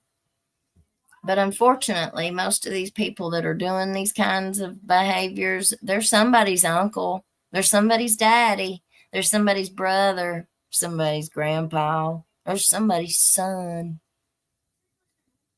Somebody loves them. And oftentimes, even that little victim that they're doing it to loves them. Sabrina, she liked Ben. She worried about Ben. She worried about him getting in trouble. She worried about his wife finding out. She cared about him. How do you think most of us women will understand? Men may not have much of an emotional connection to the physical deed, but women do. When you have, at least more so than men, I think, whenever you have a fit, whenever you're doing the nasty, especially if you do it more than once with the same person, you're going to develop feelings for them. You know, it's just going to happen. I mean, we can't completely detach from reality.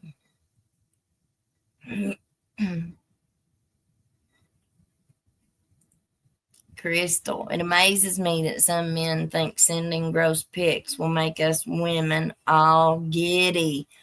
I know. It just blows me away. And think about this. One of these, the person that I've seen, the video that I've seen of the of one of the higher ups, all they have to do is do a search warrant on those people who were in that circle at that courthouse. That's all they'd have to do. And they would find all of these pictures that they've sent. They would find them. They would be right there. Even if they were deleted, they're going to find every single person that they were sent to. So they're going to find all the victims. And all this is an investigation. These are investigative tools. They're investigative techniques. You can't holler this stuff in one aspect, but then on the other one be like, oh, no, you can't do that. I mean, that's just retarded. It just don't compute. I shouldn't have said that word. Forgive me, Lord. But it's just bad. It's all bad. Let's see. We've been on here almost 2 hours. Here's the complaint.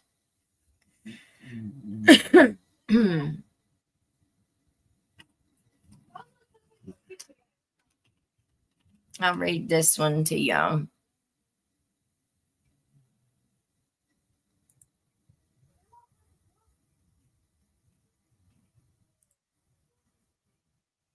Complaint filed against Kentucky Power.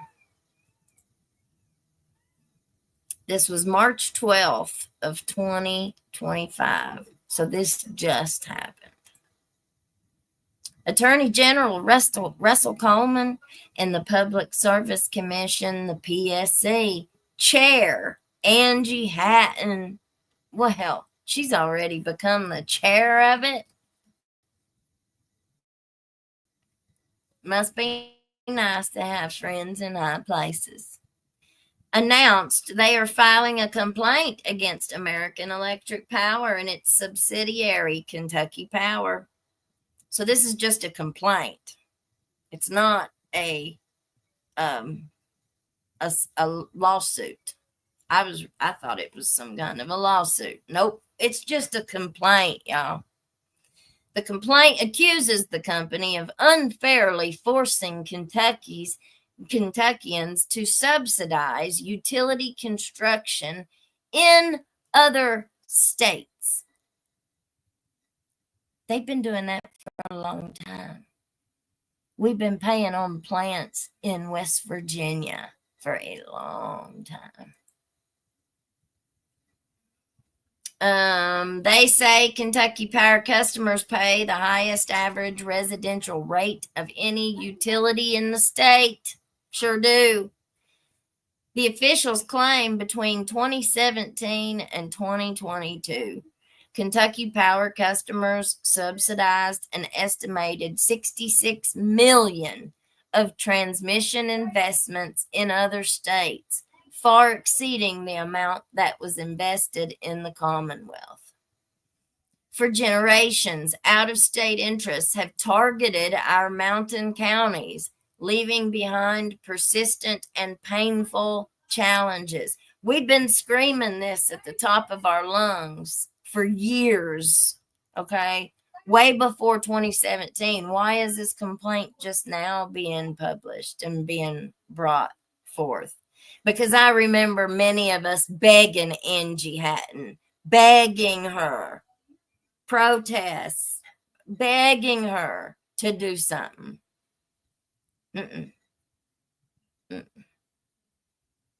She didn't never do anything that I saw that was meaningful, that moved the needle in any way, shape, or form.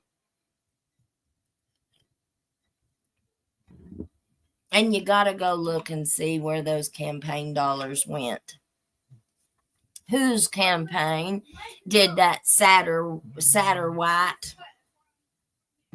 I don't know if he's the president still or if he's the former president, but I'd like to know how much Satterwhite and his family and company sent to politicians. That would be very interesting information. American Electric Power and its subsidiary have ignored our calls for change and taken resources out of this region to turn a profit in other states. We refuse to allow this fundamental unfairness to go on any longer, said Attorney General Coleman. As Attorney General, it's my responsibility to promote affordable and reliable power for Kentucky families. Today is a step in holding AEP accountable for taking advantage of Kentucky customers. What about the monopoly that they have? I thought that our government had the ability to break that up. I thought that our government had the ability to make sure that there were not one company to come in and take over and hold that monopoly the same way that AEP has. I thought that that was like a fixable problem, but nobody's even attempted to fix it in this area because it's the poor, and a lot of people just don't have the resources. You don't have legal resources in this area. You can't even find a lawyer to take your case for anything if it's gonna go up against one of their friends. I mean, you can see how impossible of a situation that would put real victims in. Either that, or you have to be worried about your attorney selling you out behind your back to the highest bidder. I am a very, very, very skeptical person when it comes to the honor system, because very few people ever do what's right when nobody's looking. Kentucky Power serves approximately 165,000 customers. Kentucky Power President Cindy Wiseman, so they must have a new one now, or that's a different role, issued the following statement in response to the complaint. Kentucky Power disagrees with the claims made by the Attorney General and has demonstrated in previous Public Service Commission proceedings that our customers benefit from transmission investments in Kentucky and the region. We don't benefit from nothing from you all. Extortion, people get extorted just to be able to have power. You're going to pay our $1,500 a month bills, or you just won't have any energy. You won't have no power, no electricity. I mean, you don't have no choice. You either pay it or you don't have lights. What do? There's no other option. A strong transmission grid provides our customers and communities with increased reliability and access to low-cost generation resources. The claim that our rates are the highest in the Commonwealth is simply untrue. BS. In fact, Kentucky Power customer rates are lower today than they were in 2022. Probably 2022 was the year of the flood. Yep, I believe that. I'd absolutely believe that. The year referred to in the press release. For more than 100 years, we have served Eastern Kentucky. There ain't no service. The people of Eastern Kentucky have served you all and made you all millionaires. You all get to sit in your jacuzzi at night while poor 90-year-old women are breaking their backs, literally trying to hang clothes out on a clothesline so they don't use too much power. It makes me sick. It just makes me sick. That's why people are calling Mickey Stines the Hillbilly Mangione. I know it's kind of a different thing, but that is the reason why you're hearing that. Because the people of this area are just sick and tired of being, making other people rich. They're becoming wealthy beyond comprehension. You've got all these rehabs, doctors, lawyers, all these people who are just building and building and building on the misery of the people that they're claiming to be servicing. I mean, it's just the most absurd. Has any of y'all seen Breeding's little videos he puts up? All that money, honey, he needs some, I don't even know.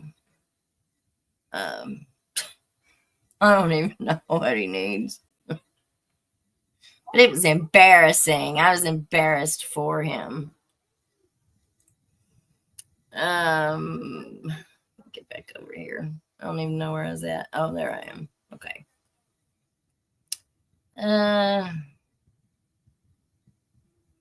For more than 100 years, we've served Eastern Kentucky and take our responsibility to serve our customers and communities seriously.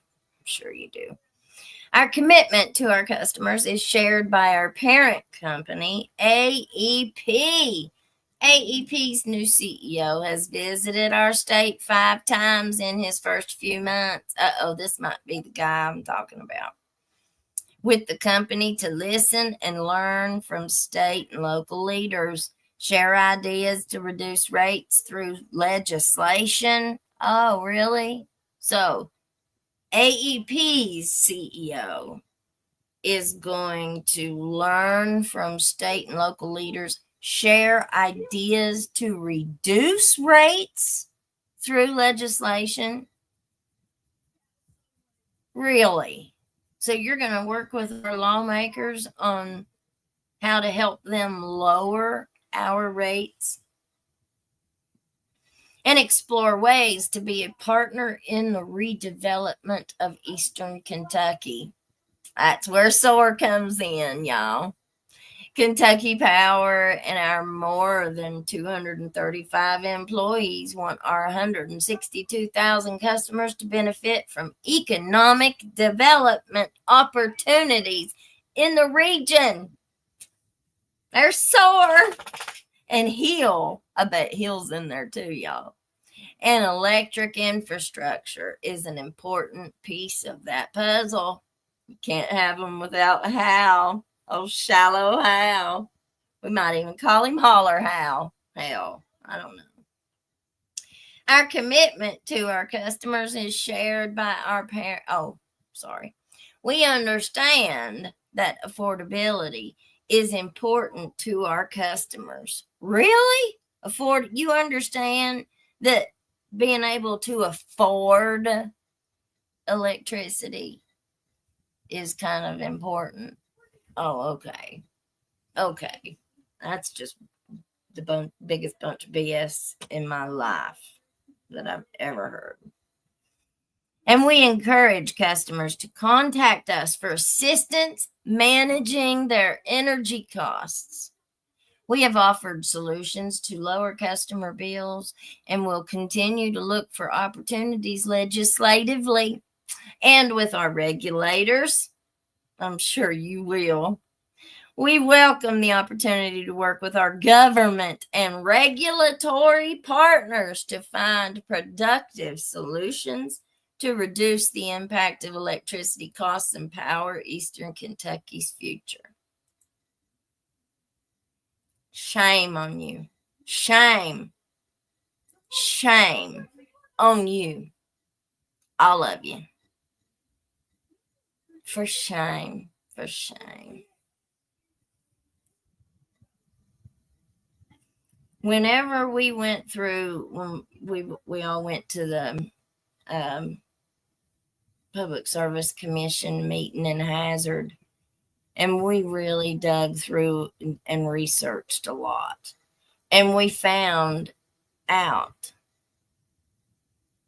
that they don't take no losses. None whatsoever. AEP, Kentucky Power, the way that they have their things set up, they take zero hit. Zero. So if they make a bad decision, if their administrators, their CEO, their CFO, whoever, their top dogs are.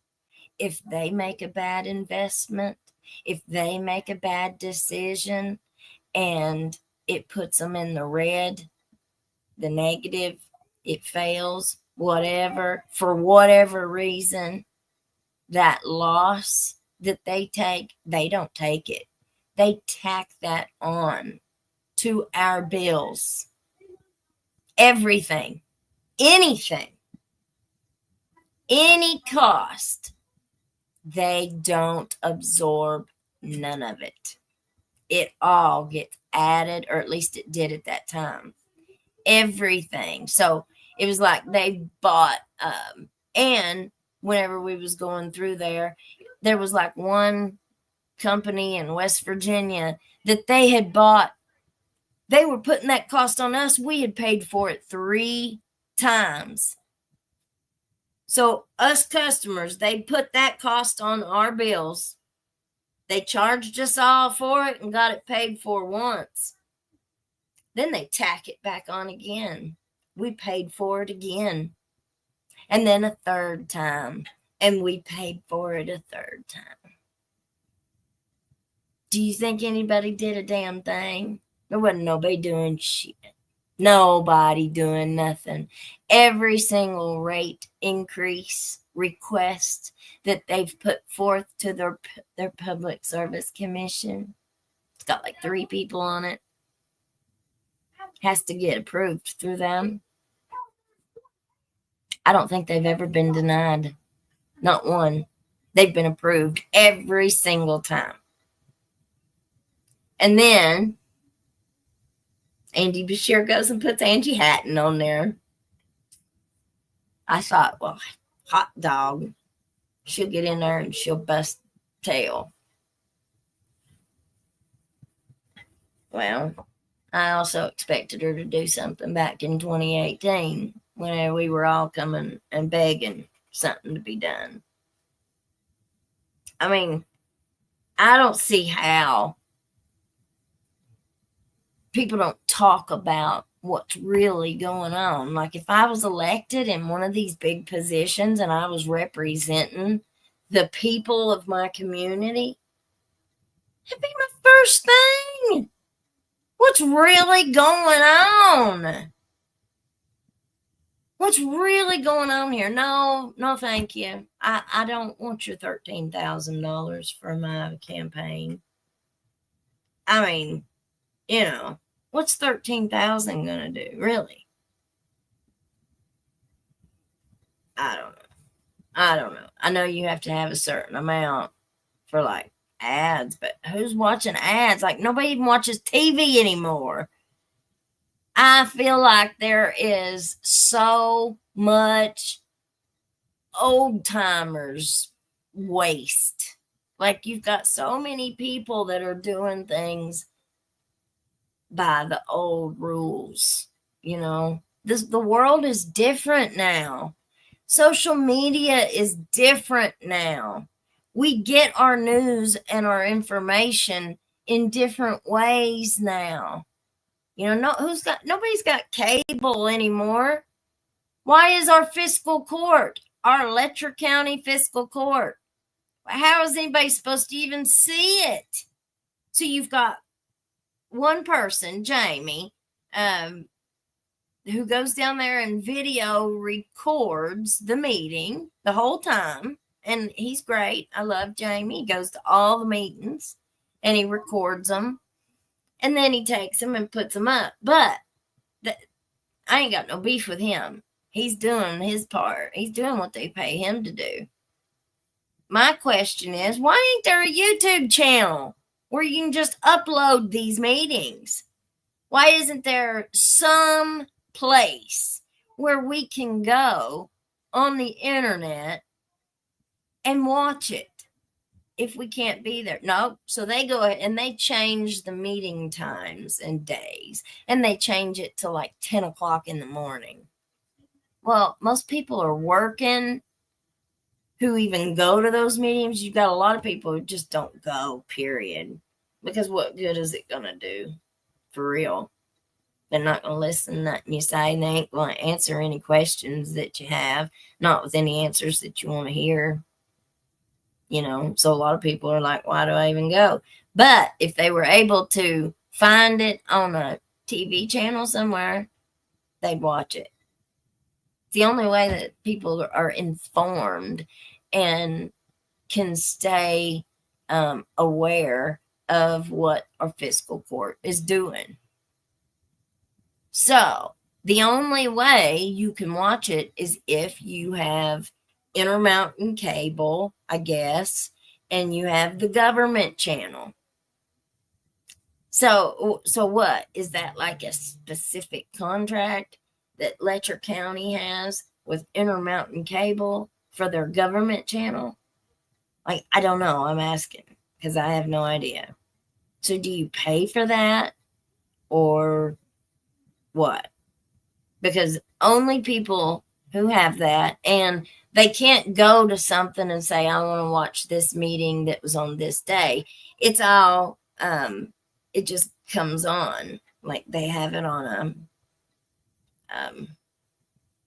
whatever you call it. So you have to sit in front of your TV on the channel and wait until whatever you're wanting to see comes back around. Hell, that could be a month. I don't know. Why not? And then I asked Jamie why I can't find this anywhere. Like, where can we go to watch this stuff? Apparently, he uses all his own equipment. Like the county doesn't own any of that. They don't. Apparently, I don't know. Like, wouldn't you think that would be something that you would address? And especially now with, nobody's got cable anymore. Very, very, very few people have cable anymore. Like if you're like me, you got a Roku TV. So we watch YouTube app. We watch Prime Video. We watch, whatever apps you want to watch, Hulu, whatever. It's free to start a YouTube channel. Why wouldn't you just video that and upload it straight on YouTube? I mean, seems like that'd be a pretty smart thing to do. Very inexpensive, very, very easy, digital. Why make it so difficult for anybody to watch them? Is that purposeful? Is that done purposeful to have it at 10 o'clock in the morning on a weekday where few people are going to be able to go? So you're not going to have as much fuss. And then if you make it as difficult to find, to view it, then you really have even less people knowing what's going on. You can keep them votes coming in. I'm a great judge and magistrate. I don't know, y'all. I don't know. It's pretty rough. Now they're sticking it to us in internet fees. They're going to stick it to us every which way they can, y'all.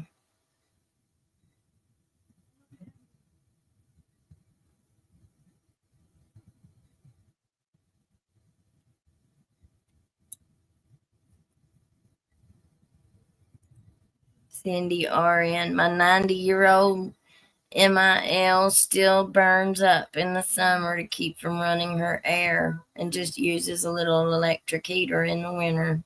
It's sad. Yep. I'm telling you. It's unbelievable. Unbelievable. And back then, the time that I'm thinking when we all had that big PSC meeting in Hazard at the high school. And so many of us went and spoke. I mean, Angie Hatton was there speaking. All of the representatives that were from this area came and spoke. There was a ton of people spoke. I've got mine recorded. I'll put that up one night and we'll watch it. You know, people were just, and especially at that time, it was like the height of it. Like the bills were just outrageous. Like, I mean, how much money do you really have to have? You know, like greed is just, I don't know. I can't even imagine a life of luxury. Like, I couldn't even imagine. But what I was trying to get to there earlier when I was talking about the different forms of addiction, you know, and you've got gambling and or no pay. Okay, some pig Latin there for y'all.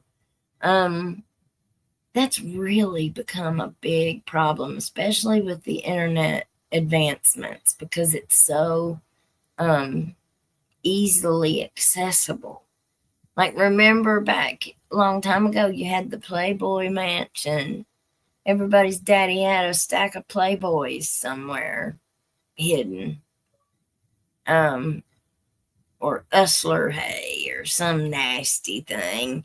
I remember my dad had them and was not modest about them. And I mean, they kept them in their bedroom, but still. Now, it's all on your phone, right?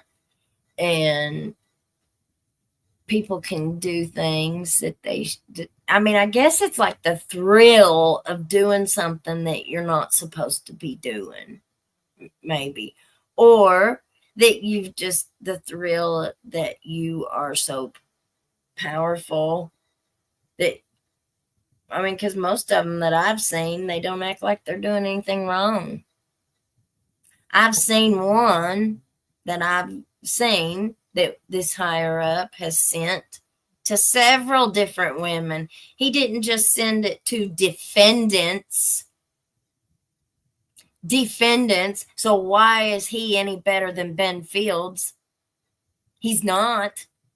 Why? Where's that investigation? Because Sabrina she told it. All they had to do was put a search warrant. And they've got it. I know they do. There's no way. If I've got it, they've got it. Oh, yeah, they've got it. So, I've seen this one from a higher up.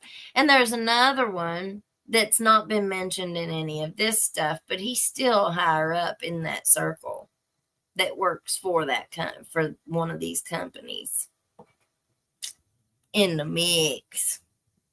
They've sent them kind of stuff to me several times over the years.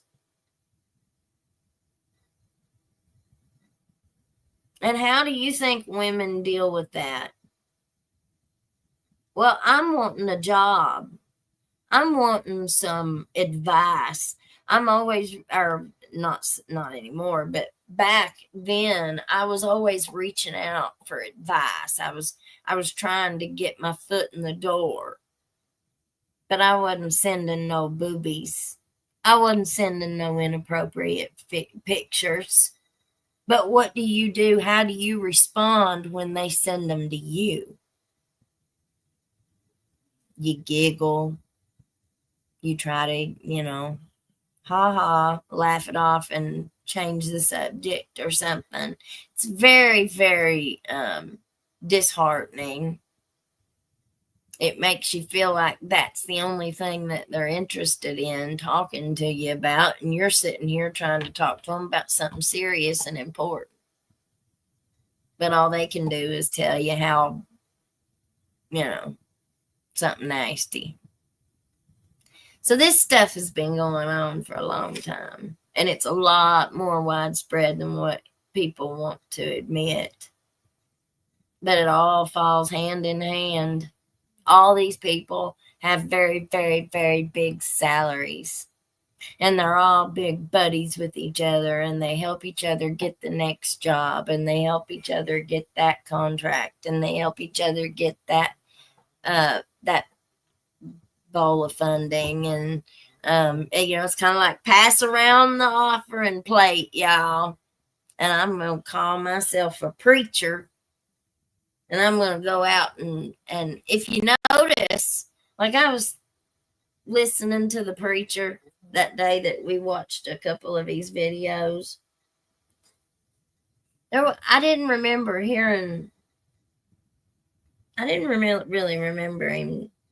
hearing him talk about Jesus. Like, it was all like prosperity stuff, and they use their own story, like not everybody is going to be able to fully pay off a 3-bedroom brick home in 3 years.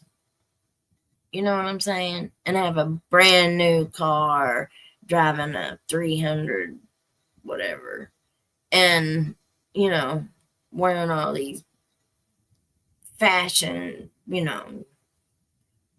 bright white tennis shoes, which that's awesome. I can't keep mine white. But it's like an image. It's an image that they're portraying,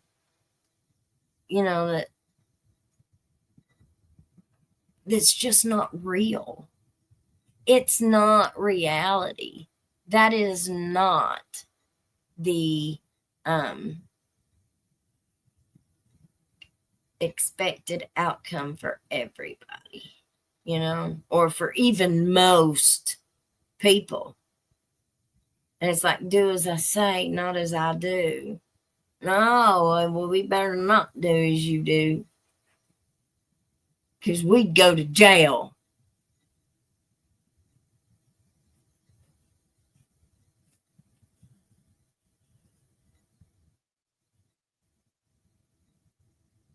It's hard to vote them out, yeah, because you can't find people that'll run against them.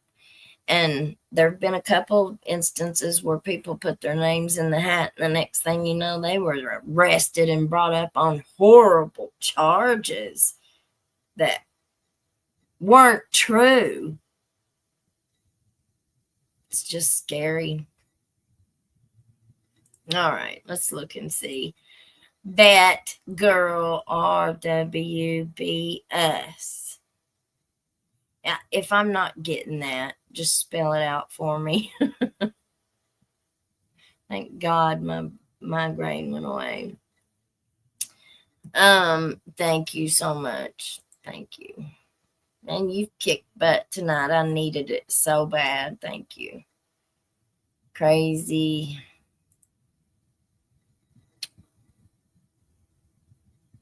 Crazy.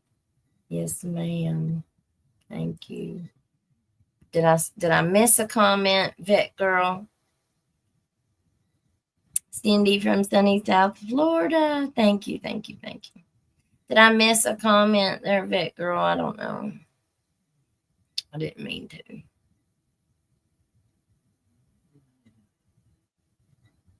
He wasn't my pastor, Miss Nene. He wasn't at my church. I don't even have a church anymore. My pastor passed away during COVID. And they ended up having a bunch take over down there. But it's more about, the this band that they've put together, and it's all about, like, they don't never sing any songs from the Red Book hymnals that all of us that went to church there were used to, like, we want to be able to sing the songs that we know the words to. Anybody that comes can pick up the hymnal and open it up and can follow along with the song, right? And now they just sing a bunch of songs that they wrote or covered of songs that most of us have never even heard. So nobody's able to really sing along.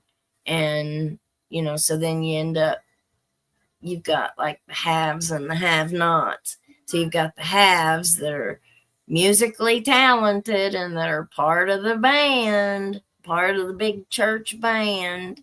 And then you've got the have-nots. And, if you've not practiced with that band all week, how are you going to be able to sing with them and stuff? And they're all territorial. I'm the singer. I'm the singer. Don't you ask to sing. This is my chair. This is my stage. I mean, it's just,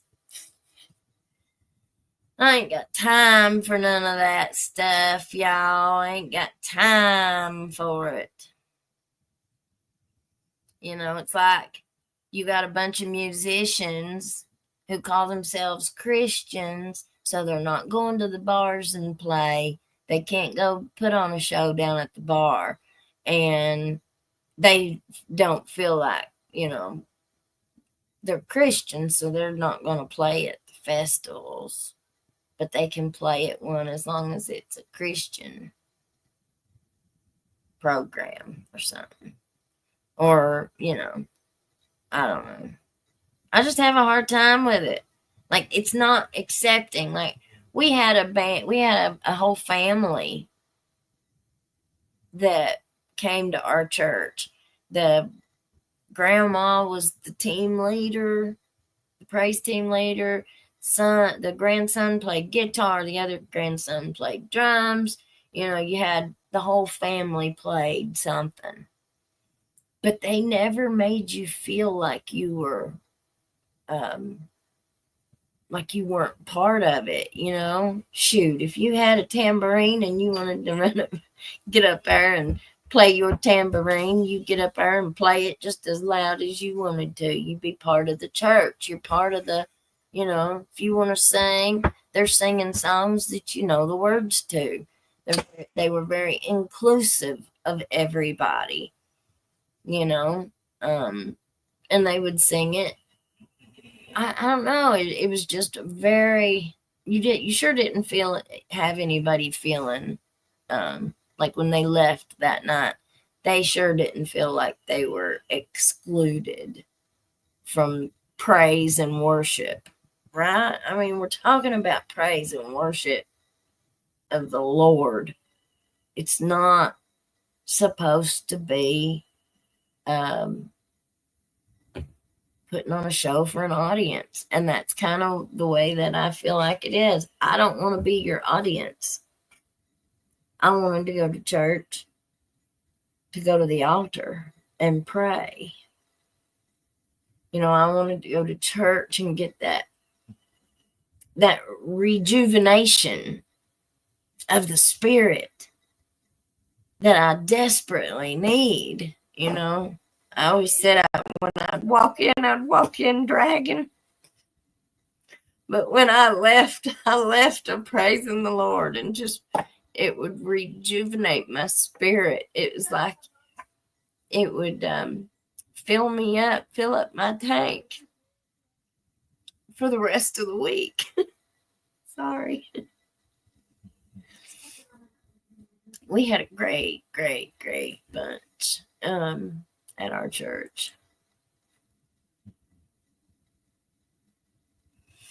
And everybody that goes there now just loves it. But it just ain't for me. It just ain't for me. But I just stay home and I still praise the Lord and I worship the Lord. And one of these days, maybe the Lord will find me a church to go to, but you know, it is what it is. All right, guys. Well, you all have a great rest of your evening. And we will see you again tomorrow. I got a whole bunch of stuff that I just gotta one show at a time. We'll get her there. All right, y'all. I love you. Stay warm. Stay blessed. Peace out, Girl Scout. Bye. You can't hide from hillbilly crime.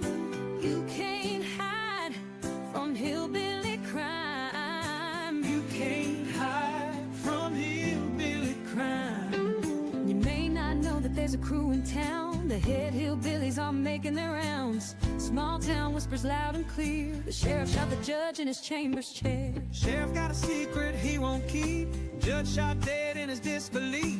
A lot of people have some stories to tell. Dark passed away, get the sound of a shotgun shell. All the secrets spill on down.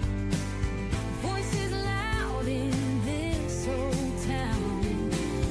From the courthouse to the ground. Rumors fly and they can't be bound. Neighbors hide behind their blinds. Whisper tales of troubled minds. Skeletons covering the mountainside. A treacherous reality in the pines. Winter reveals the hidden lies. Moonlight couldn't mask the cries. Shadows caught in sunlit skies. There's no cover, no disguise. On the